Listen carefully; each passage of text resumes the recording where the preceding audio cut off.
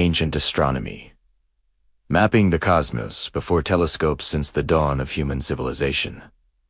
People have looked up at the night sky and wondered what lay beyond, long before telescopes, satellites, and modern observatories.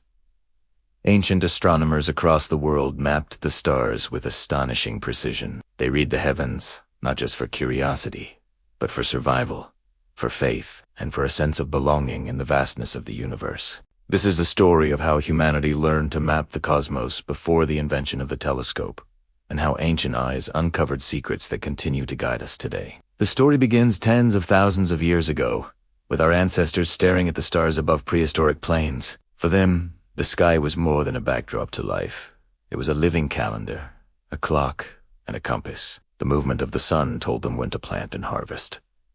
The moon guided their nights of hunting and gathering, and the stars, the eternal pinpoints of light, became their first teachers. Archaeological evidence from as early as 30,000 years ago shows that ancient people were already recording lunar cycles in caves.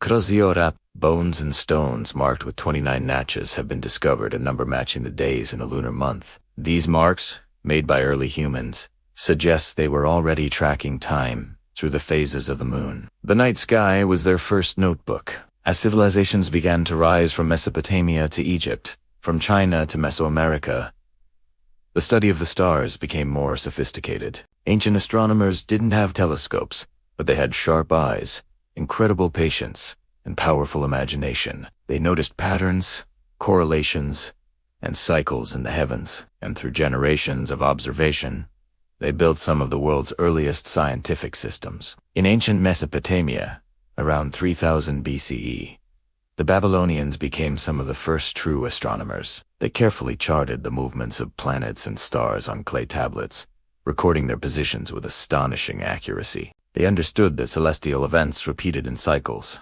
eclipses, conjunctions, and even planetary retrogrades. To them, the sky was not random. It was a cosmic clockwork machine governed by divine laws. The Babylonians also divided the sky into constellations, mapping the ecliptic, the path along which the sun, moon, and planets move. This path became known as the zodiac, a concept later inherited by the Greeks and Romans. But in Babylonian culture, astronomy and astrology were inseparable. The stars were not just distant lights, they were messages from the gods. The rise of a planet or the appearance of a comet could foretell the fate of kings or the fall of empires. Further west, in the land of the Nile, the ancient Egyptians also mastered celestial observation. To them, the stars were deeply connected to the afterlife and the cycles of rebirth. Around 2500 BCE, the Egyptians aligned their monumental pyramids with the stars. The Great Pyramid of Giza, for instance, is precisely oriented to the cardinal directions: north, south, east, and west. Its internal shafts were aligned towards specific stars, including Orion's belt, associated with Osiris, the god of resurrection. Egyptian priests also noticed that the star Sirius, the brightest in the night sky, reappeared just before sunrise every year at the time when the Nile began to flood. This event, known as the Heliacal Rising of Sirius, became the foundation of their calendar, one of the most accurate in the ancient world. Their entire agricultural and religious life was synchronized to the cosmos.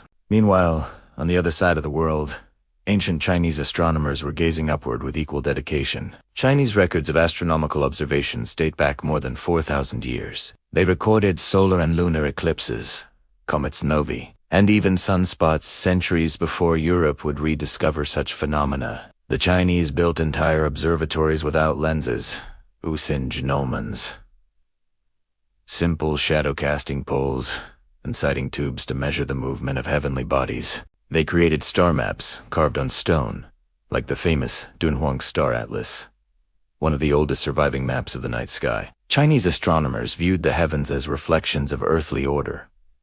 The emperor's fate was tied to the stars. Celestial harmony symbolized political stability. If an unexpected event occurred, such as a comet or an eclipse, it was interpreted as a sign that the balance of the cosmos had been disturbed. Thus, astronomy in China was not merely a science. It was also a political tool and a moral compass. Far across the ocean, In the Americas, ancient civilizations also developed profound astronomical knowledge. The Mayans of Central America, for example, created one of the most accurate calendars in human history.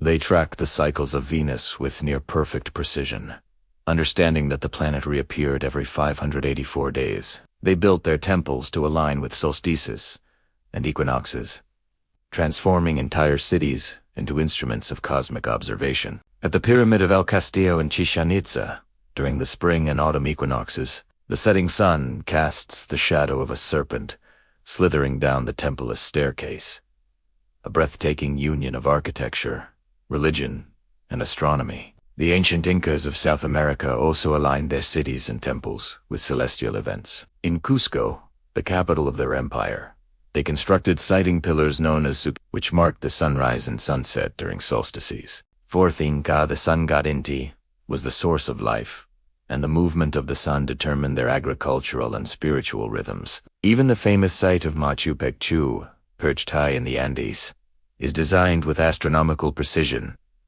The Temple of the Sun aligns with the June solstice sunrise. In Europe, the story of ancient astronomy is written in stone. Long before written records, Neolithic peoples erected monumental structures that functioned as celestial observatories. Stonehenge, built around 2500 BCE in England, is one of the most famous examples. Its massive stones are aligned with the sunrise of the summer solstice and the sunset of the winter solstice. But Stonehenge is not unique. Across Britain and Ireland, dozens of stone circles were constructed with astronomical alignments, silent witnesses to humanity's early fascination with the cosmos. Similar structures appear across the world. The Nabda Playa stones in Egypt, built by prehistoric people in the Sahara Desert, the megalithic temples of Malta, oriented to the rising sun, and the stone towers of Chanquillo in Peru, which track the sun's annual journey across the sky. These ancient observatories demonstrate that long before telescopes, humans were already engineers of time and space. In the ancient Mediterranean, Greek philosophers began to shift astronomy from myth to mathematics. By around 600 BCE, thinkers like Thales of Miletus and Pythagoras proposed that the heavens followed geometric principles. Pythagoras believed the cosmos was ordered by harmony and proportion, Watikayed, the music of the spheres. His followers imagined the planets moving in perfect circles, producing a divine symphony inaudible to human ears. A few centuries later, Aristotle envisioned a universe of concentric spheres, with Earth fixed at the center. The stars were embedded in the outermost sphere, moving in perfect order. This geocentric model became the foundation of Western astronomy for nearly 2,000 years. Yet not everyone agreed. Around 250 BCE, Aristarchus of Samos proposed a bold idea, that the Earth revolved around the sun. His heliocentric theory was revolutionary, and largely ignored until Copernicus revived it many centuries later. The Greeks also developed precise instruments for observation. The armillary sphere, a model of the heavens made of rings representing celestial circles, allowed astronomers to visualize the movement of the stars and planets. The astrolabe, invented in the Hellenistic period, could measure the altitude of stars and calculate time. These tools, though simple, were marvels of ingenuity, the ancestors of modern astronomical devices. Perhaps the most famous ancient Greek astronomer was Hipparchus, who lived in the 2nd century BCE.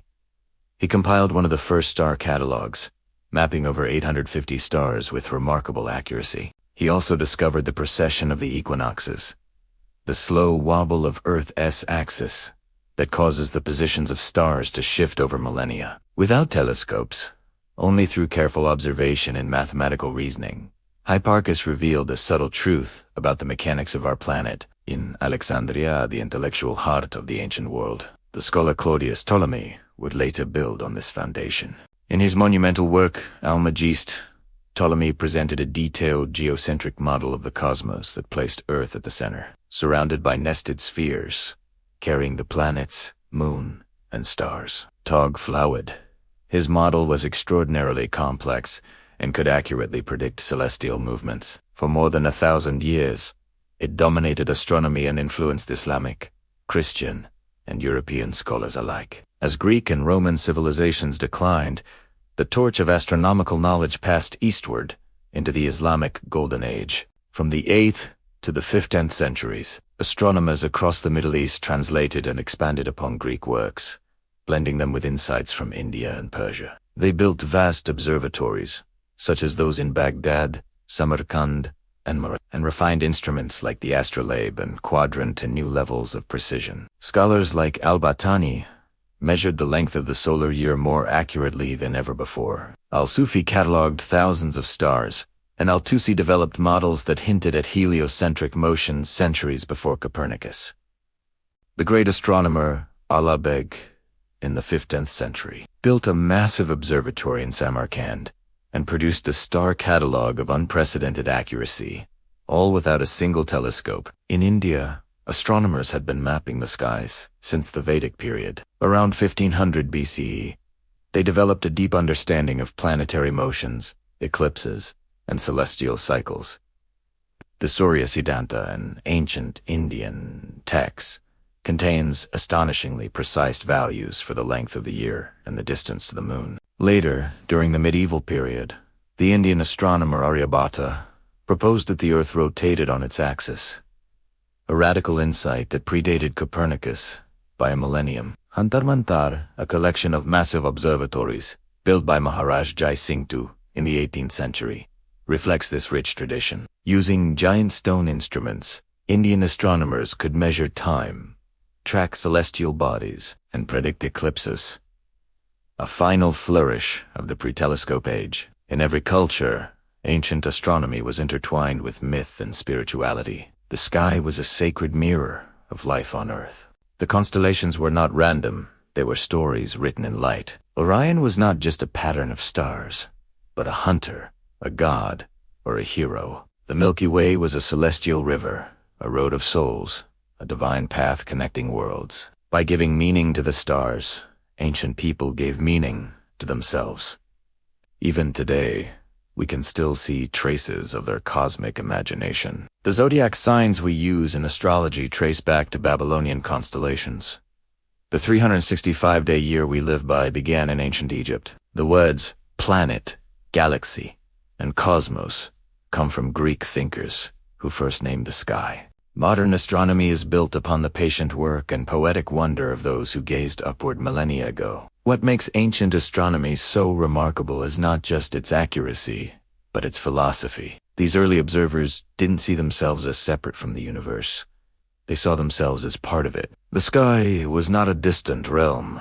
It was a living order that connected gods, nature, and humanity. To study the stars was to understand one's place in existence. Before telescopes, the universe was mapped through the human eye, the human hand, and the human mind. Every star map carved on stone, every temple aligned with the sun. Every record of an eclipse was a declaration.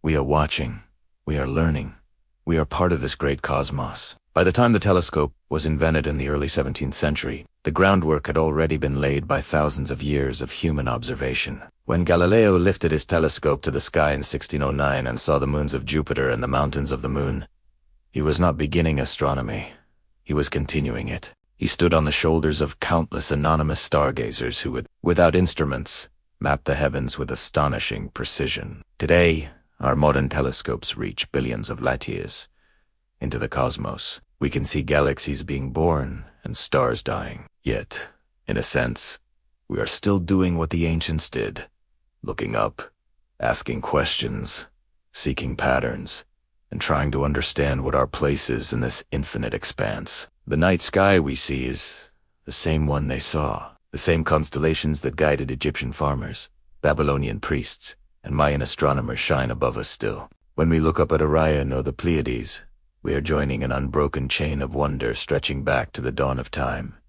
Ancient astronomy was more than science. It was humanity's first act of cosmic awareness. It taught us to measure time, to navigate the seas, to build civilizations, and to dream beyond the horizon. Without lenses, they mapped infinity. Without telescopes, they touched eternity. And perhaps in their quiet way, they understood something we often forget, that to study the stars is not only to learn about the universe, but to remember that we are part of it, made of the same cosmic dust that shines above us. So the next time you look up at the night sky, Remember, those lights are not just stars. They are the same beacons that guided our ancestors. The same mysteries that shaped our history. The same cosmos that has always watched back, long before telescopes, before equations, before space probes. There was only the human gaze and the endless heavens above.